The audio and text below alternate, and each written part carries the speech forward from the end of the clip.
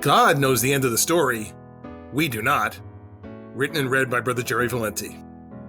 When Jesus heard that his dear friend Lazarus was sick, he made his way to the town of Bethany to see him.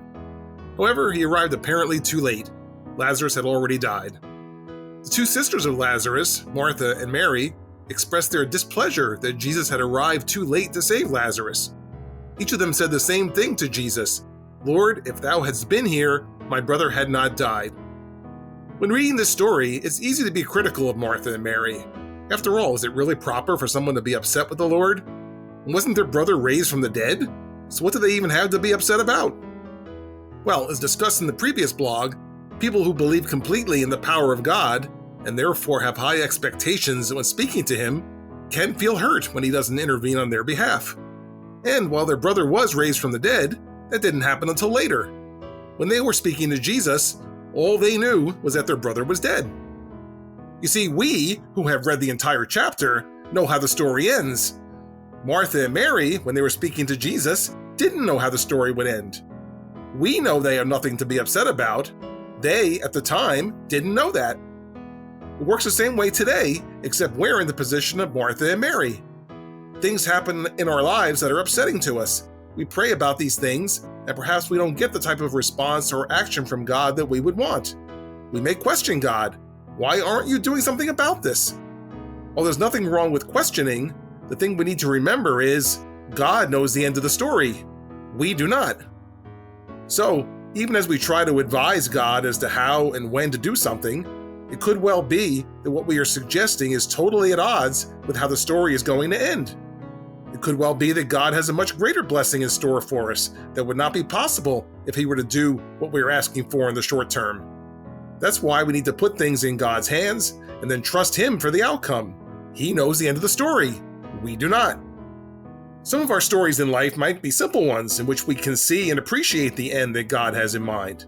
For example, I had a job early in my career at which there were rumors of layoffs. I prayed that God would preserve my job, but I was selected as one of the ones to be let go.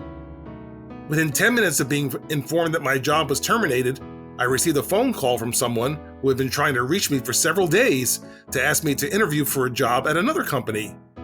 Had I not just been let go, I would have said I wasn't interested, but since I was now available, I interviewed for the job and wound up at a much better company where I worked for the next 33 years until my retirement. If God had answered my original prayer with what I asked for, I would have missed this opportunity and stayed at a company that went out of business a few years later. Isn't that a nice ending to the story? However, there are other times when we suffer things in life that are more devastating than a job loss. And in some of those cases, there may never be an outcome in this life that will allow us to appreciate a tidy end to the story or to ever understand why the event occurred. For example, suppose a loved one dies suddenly and unexpectedly. Assuming that the person is not raised from the dead as Lazarus was, there is nothing that can happen in this life that will constitute a happy ending to this story. So how do you move past this, likely wondering why God will allow this to occur? You could try guessing a reason. Maybe they had to die at this time in order to save their soul. Maybe the person would have had to bear something terrible if they had lived. Maybe the person's departure clears a path for some greater good to occur. But these are all just guesses. Ultimately, it comes down to having total faith in God. Having faith means believing in something that can't be seen. So even when there is no reason that we can see for a tragic event to occur, we cling to our belief that God is in control and we just blindly trust in Him. It may not be the most satisfying answer to our earthly minds, but it's what we're called to do as servants of God. For my thoughts are not your thoughts, neither are your ways my ways, saith the Lord. For as the heavens are higher than the earth, so are my ways higher than your ways, and my thoughts than your thoughts. Isaiah 55, 8 and 9.